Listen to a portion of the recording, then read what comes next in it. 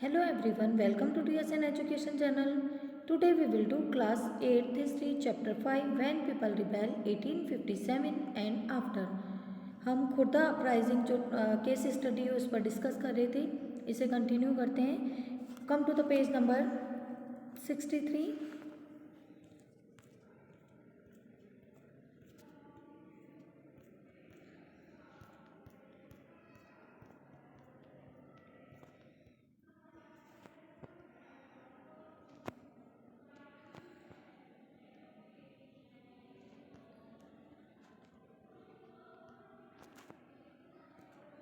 Seeing the situation going out of seeing the situation going out of hand, इस situation को अपने हाथ से जाता देखकर the British claimed martial law, Britishers जो थे उन्होंने मार्शल लॉ को लागू किया. The king was quickly captured and sent to prison in Cuttack with his son. जो किंग थे जिन्हें किंग डिक्लेयर किया गया था, उन्हें कैप्चर कर लिया गया और फिर उनके सन के साथ उन्हें कटक में प्रिजन के लिए, कारावास के लिए भेज दिया गया.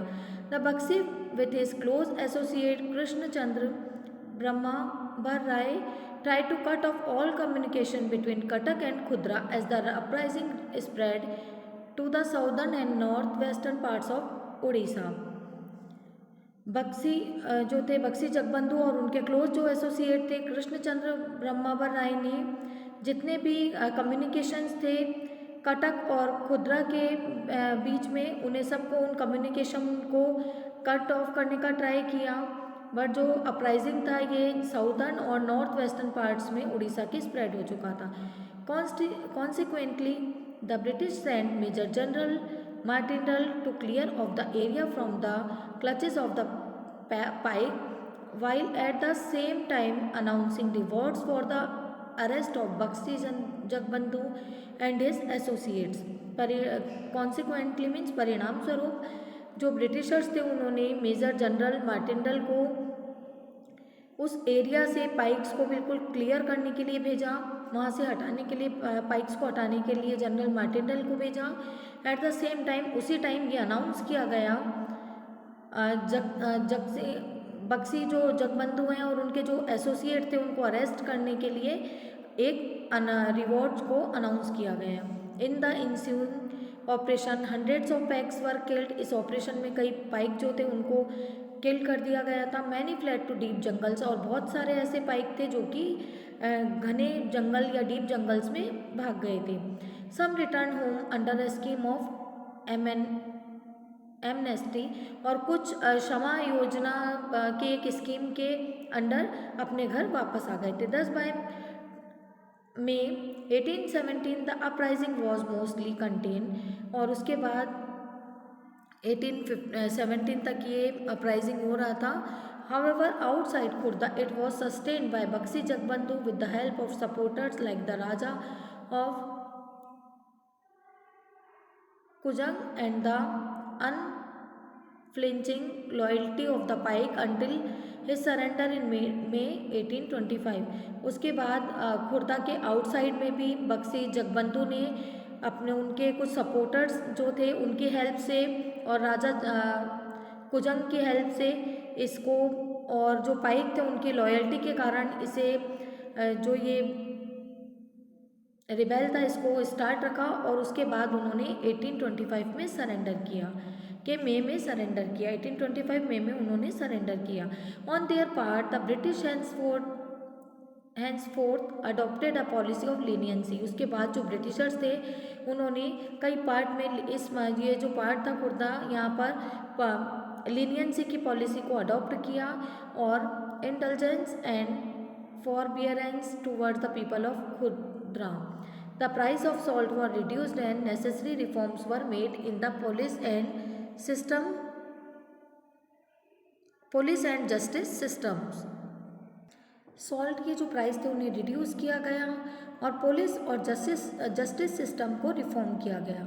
Revenue officials found be corrupt were dismiss from service. जो भी रेवेन्यू कलेक्ट करने वाले ऑफिसर्स करप्ट थे उन्हें उनकी सर्विस से डिसमिस किया गया. And former land holders were restored to their lands. और जो भी लैंड होल्डर्स थे उन्हें उनकी लैंड्स फिर से दे दी गई थी। The son of the king of Khurda Ramachandra Deva third was allowed to move to Puri and take charge of the affair of the Jagannath temple. जो किंग थे उनके जो सन थे उन्हें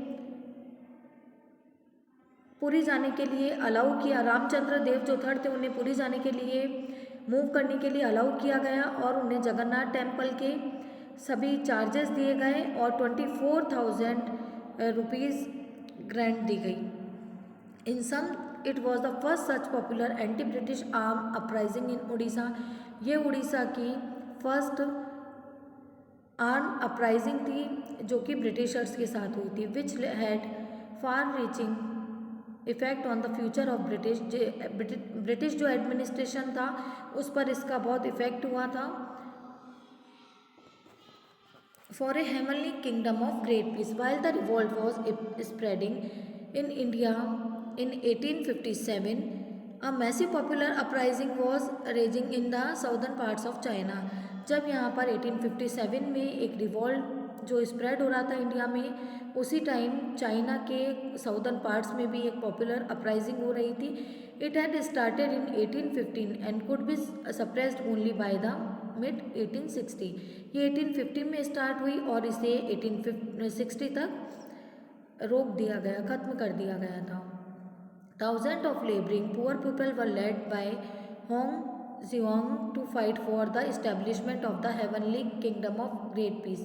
किंगडम के ग्रेट पीस के लिए पुअर पीपल और लेबर जो भी लेबरिंग थी, जो लेबर करने वाले जो पीपल थे, उन्होंने 1000 की संख्या में जो लोग थे उन्हें होंग जियांग ने लीड किया और इसे this was known as the Taiping rebellion. इसे ताइपांग रिबेलियन के नाम से जाना जाता था। होंग जुआंग was a convert to Christianity. Hong जुआंग जो थे वो क्रिश्चियन धर्म में वो उन्होंने क्रिश्चियन धर्म अपना लिया था and was against the traditional religion practice in China.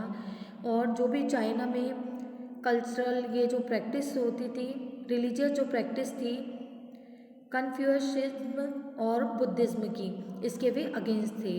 The rebels of Taiping wanted to establish a kingdom where a form of Christianity. Taiping में वो जो रिबेलियन था, जो रिबेल्स थे, रिबेल करने वाले जो लोग थे ताइपांग में, ऐसा किंगडम इस्टेब्लिश करना चाहते थे जहाँ पर केवल क्रिश्चियनिटी की प्रैक्टिस की जाए। Where no one held any private property, जहाँ पर किसी के भी पास प्राइवेट प्रॉपर्टी नहीं हो। Where there was no difference between social classes, जहाँ पर किसी के भी बीच में जो सोसाइटी है वहाँ पर जो सोशल क्लासेस हैं वहाँ पर मेन और वुमेन के बीच में कोई डिफरेंस नहीं हो। Where consumption of opium tobacco alcohol, जहाँ पर ओपियम अफीम तंबाकू और एल्कोहल को कंजप्शन हो, मनाही हो। And activities like gambling prostitution and slavery were prohibited. और ऐसी एक्टिविटी है जैसे कि गैम्बलिंग, प्रोस्टिट्यूशन, स्लेवरी, इनको पूरी तरह से ख़त्म किया जाए।